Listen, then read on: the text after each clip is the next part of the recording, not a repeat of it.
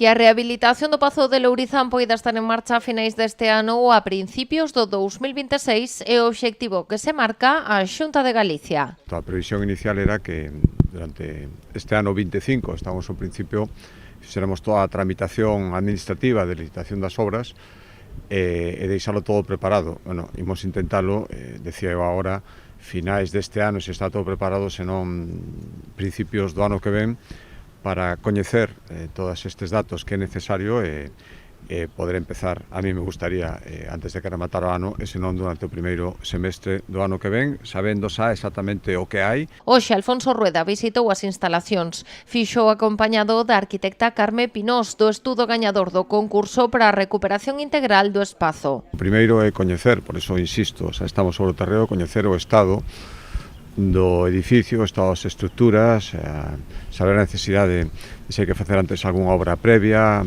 complementaria, eso vai condicionar os prazos do proxecto. El equipo que ha redactado el proyecto está muy orgullosa de que creo que hemos trabajado con sentido común y trabajado para que las cosas se desarrollen de una manera moi fluida. A intención é que o proxecto gañador Xardín 2.0 permita recuperar e transformar o conxunto da finca de Lourizán. A máis importante será a actuación no edificio central, que pasará a acoller un hotel 4 estrelas, un restaurante e unha área de exposicións na planta baixa. 23 habitacións, se decía.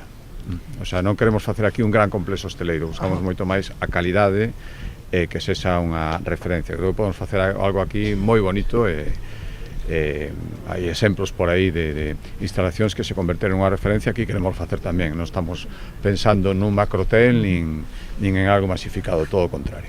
Así as cousas, Rueda insistiu en que o Pazo de Lourizán continuará a ser unha referencia en materia forestal. Hai moitos anos que Lourizán é unha referencia en materia de investigación forestal, de capacitación forestal. Toda esta referencia non hai que perdela, ao contrario, hai que fomentala, por lo tanto haberá unha parte de instalacións dedicada a iso. Pero isto non vai ser algo pechado e de utilización privada, ao contrario. Nos queremos que isto sexa disfrutado e asimilado como algo propio pola xente de Pontevedra. Isto é un pouco de todos nós. Ademais, construirase un novo pabillón polivalente de case 600 metros cadrados. A antiga escola de capataces habilitarase para acoller espazos de coworking e unha residencia de investigadores, e no lagar situaránse as oficinas do sector forestal. O orzamento inicial que calcula a Xunta de Galicia supera os 15 millóns de euros.